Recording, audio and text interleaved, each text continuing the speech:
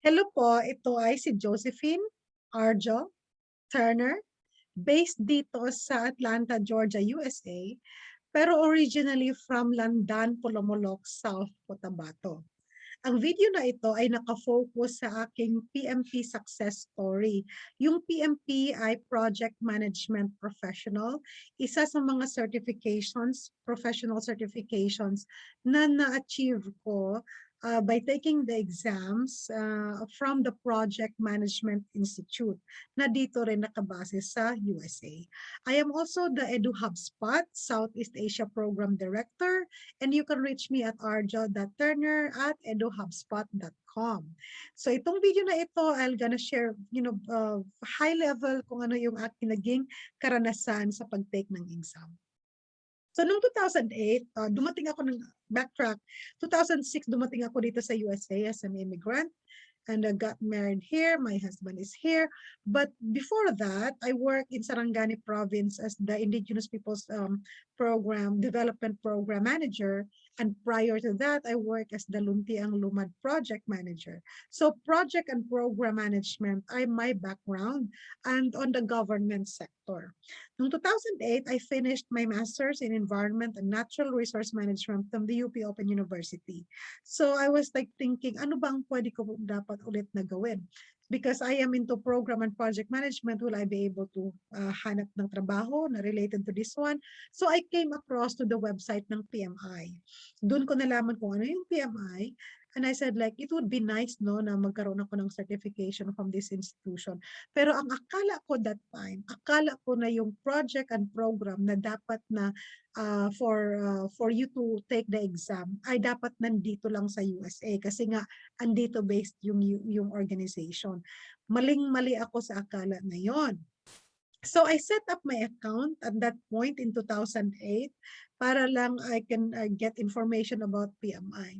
It took me years before ako nagkaroon talaga ng interest to take yung application. Ano bang kailangan gawin to apply for this PMP certification? I learned then that kailangan mo magkaroon ng 35 PDUs. Yung PDU ang tawag nila Project Development Units or yung number of hours formal training mo that you have underwent to study project management only. So I did took that online by University of California, offered ng University of California through the online platform called Coursera.org. So I was able to get my certification. It took me as well yung 5 months din yun na studying. And in 2015, meron na akong anak na lalaki, anak na babae, toddlers, very, very young family. But I'm engaged with projects and programs with nonprofit organization here in the USA, especially Galing Foundation. So fast forward 2018, at 2015 pala, I was studying itong Pimbok na 5th edition. So ito yon 5th edition yung libro. So at that point, 5th edition pa yung ginagamit, even with the University of California, Irvine. Then in 2018, I decided na magpa-member ako ng PMI organization kasi mas maraming benefits kung ikaw ay member ng organization. So in March, I registered as a PMI member. And also, at that time, nagpa-member din ako sa local chapter ng Atlanta. Then, at that point, bago na yung may bagong direction yung PMI for changing the exam to use the 6th edition. So ito na yon, nag-6th edition na siya. So in 2018, 6th edition na yung basihan ng exam. At saka meron siyang kasama na Agile Practice Guide. So yan na yung dalawang libro na yung aking aaralin. Ang highlight nitong PMP application ko noong May, nag-apply ako kasi you cannot just take the exam, you have to be eligible. My first application was denied. And then, kasi hindi ko na-satisfy kung ano yung nire-require ng PMI per se. So that was really, I was heartbroken for that. I was depressed, what to do. I'm just searching information on my own. until such time that I went online. Later on, I'll gonna introduce to you kung sino yung tumulong talaga sa akin. Then my application, second application was sent in July, and then na-accept siya pero I got audited. That means yung aking organization head has to vouch and sign that I was really doing this kind of projects in the organization. So fast forward again of December 7, 2018, ayun na, I passed my PMP exam on my first try. So I'm going to share to you kung paano nangyari yung mga situations na yun. So as I said earlier, naging member ako ng PMI ng March of 2018. Ito yung itsura ng certification na member ka. So nakalaan dito na ang Project Management Institute ay isang global membership association dedicated to advancing the practice ng science at saka profession ng project management, and we are expected to uphold the Institute's code of ethics and professional conduct. Very strict sila dito. Lahat ng mga information na ito ay makukuha sa pmi.org. Some of the benefits on why. Hindi necessary na meron kang credential to be a PMI member. At this point na nagpa-member ako ng PMI, hindi pa ako credential holder. You can be a member of PMI kahit hindi ka pa credential holder. Why nagpa-member ako is because of this savings on the certifications. Like if I plan to do the PMP, mataas yung agwat ng babayaran ng kung hindi ka member at saka yung member. So I chose to be a member kasi nababawi mo kaagad yung savings. I'm able to attend event and webinars and then have some mga templates ng mga plans that is useful for my projects that I'm engaged with. And also mga free download ng PMBOK guide and yung membership to the local chapter. So I joined first in 2018 Atlanta chapter, and in 2021 naman I joined the PMI Philippines chapter. So individual yung aking membership. I am active ka and current when you are paying the annual fees for membership. So you can download your member card, yung member certificate mo na may presenta mo either your work, na legitimate ka nga talaga, kagaya nung certificate na pinakita ko kanina, yung member brochure. So at that time in 2018, ito yung PMP certification process. So you have to do the fulfillment of eligibility criteria na ma-meet mo yung domain experience levels, that meron ka talagang proven track record. So at that time that when I applied, I'm already like, parang over 8 years na nandito na sa US. So it's something na I was able to use my project management engagement with a nonprofit organization, Galing Foundation. I completed my application online. I used the 35 project development units or 35 contact hours from University of California, Irvine. I did all of that. And then, as I said, I was denied on my first try kasi I was not wearing the PMI hat and I don't know how to do it. But then my mentor, I came to know a mentor in June. Then he mentored me how to do the process on proper application and the wording and everything like that. So siya yung tumulong sa akin. Kaya na-approve yung aking July na application. So application review can take 5 to 10 days. Tapos magbabayad ka ng exam payment, and only then pagkatapos na mabayaran mo yung exam payment, doon mo malalaman kung kailan mag-start yung eligibility mo. 1 year yon. In 1 year, may 3 chances ka that you have to pass the exam. Either, first try, second try, or third try. 3 times yung opportunity that you have to pass it. If you're not going to pass it, on the 3 times na nagde-take ka, of course, each take may corresponding na fee, then hindi ka pwedeng makapag-apply again ng 1 year after the year na ng end ng eligibility mo. So it's very, very tough. So I did my, you schedule your exam appointment, and then you have to appear for the 4 hours exam, not 240 minutes. 200 questions, pero 25 questions doon yung parang experimental. Hindi mo malalaman kung ano yung passing score because you will only get a rating of needs improvement, below target ka ba, on target ka ba, or above target ka in different exam domains na sinasabi.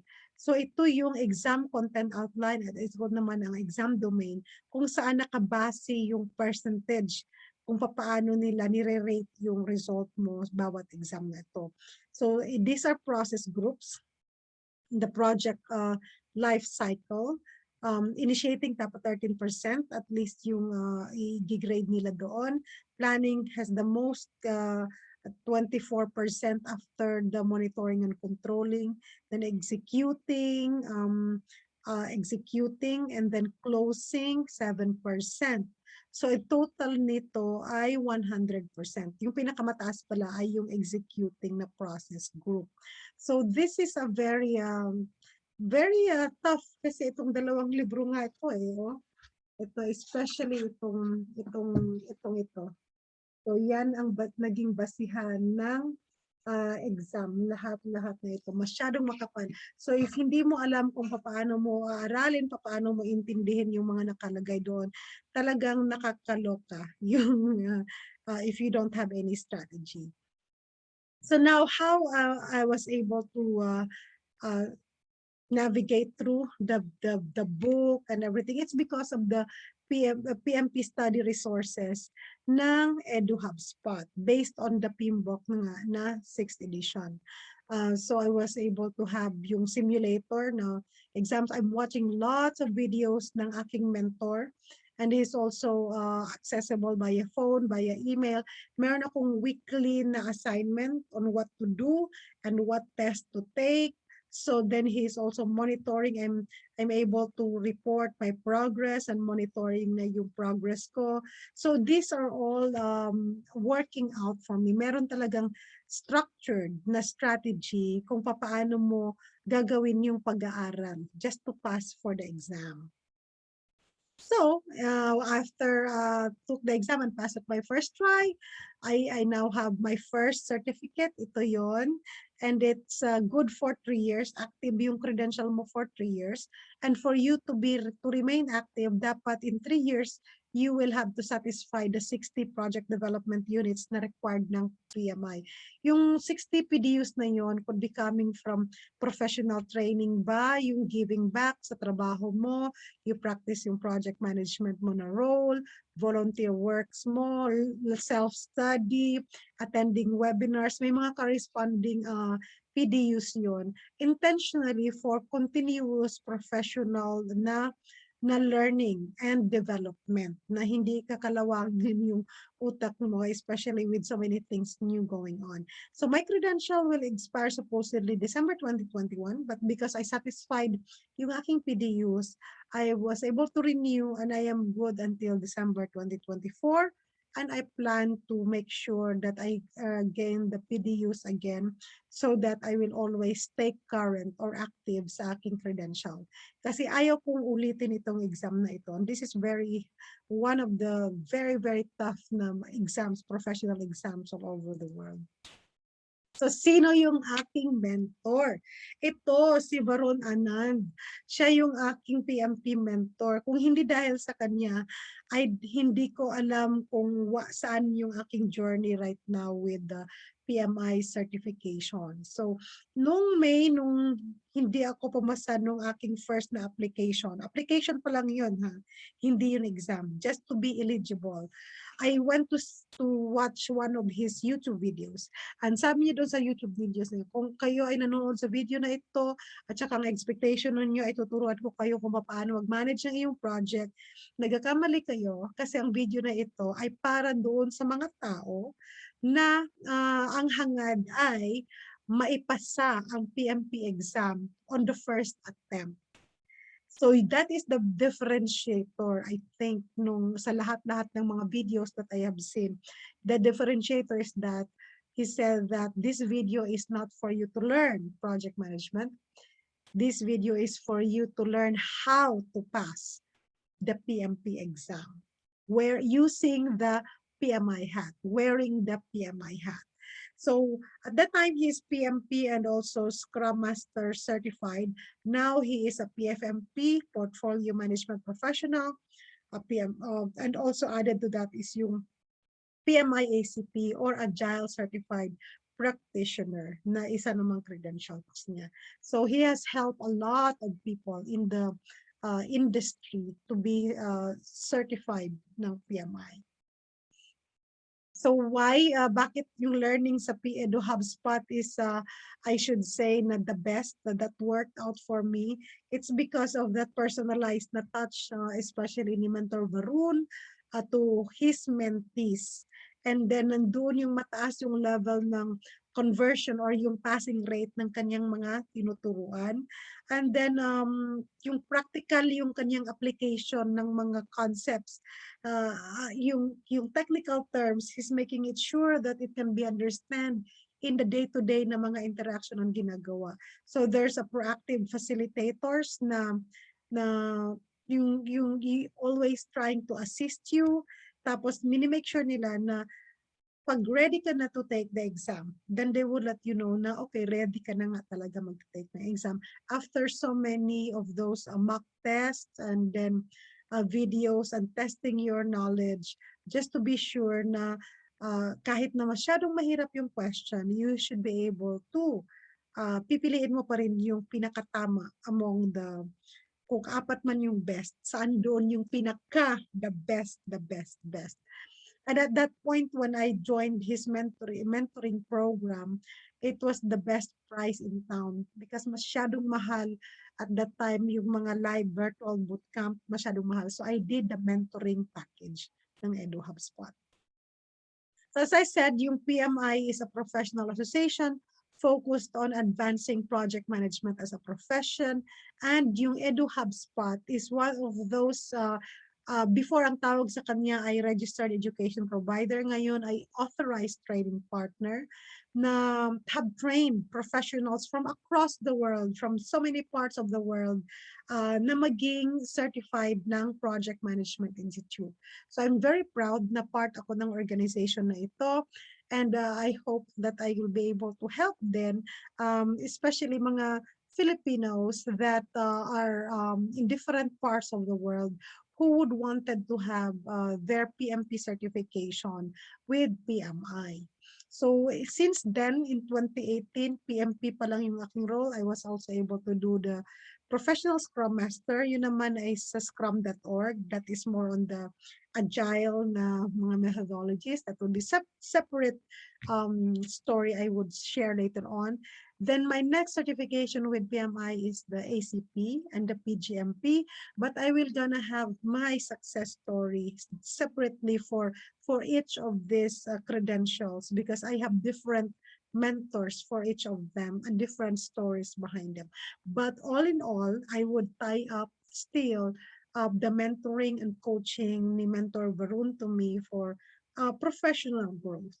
So now, he also invited me to become part of the Eduhubspot family as the Southeast Asia Program Director. So kung ikaw ay Pilipino, wherever you are in this world, that you actually are planning to get PMP certified, please feel free to reach out to me, arjo.turner@eduhubspot.com. And I hope that I can be part of your PMP success story too. And Eduhubspot will be able to help you with your success story. So basically, that's what I would wanted to share bilang Filipino-American and also coming from the Black and Indigenous Peoples Group in the Philippines. Isang karangalan sa akin na ma-achieve ko itong professional credential na ito kasi hindi po ito biro, hindi po siya ganun kadali. At masyadong marami talagang yung requirements for you to be able to do it. Tapos yung study habits that you have to develop and the discipline that you have to do. And then yung knowledge and learning na magigain mo at magagamit mo nga talaga sa mga projects that you are involved with. So I hope you learned something from my PMP success story. Yung PMP exam moving forward for 2021, iba ang format na niya. Kasi 50% agile and 50% yung traditional or yung predictive na project management approach.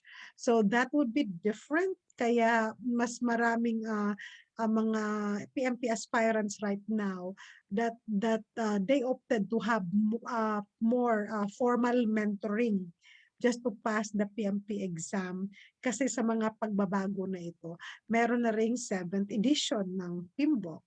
So maraming mga pagbabago since then, pero ako po ay natutuwa at naging part ako ng Project Management Institute. Nagagamit ko siya sa aking personal life, nagagamit ko rin siya sa aking professional life.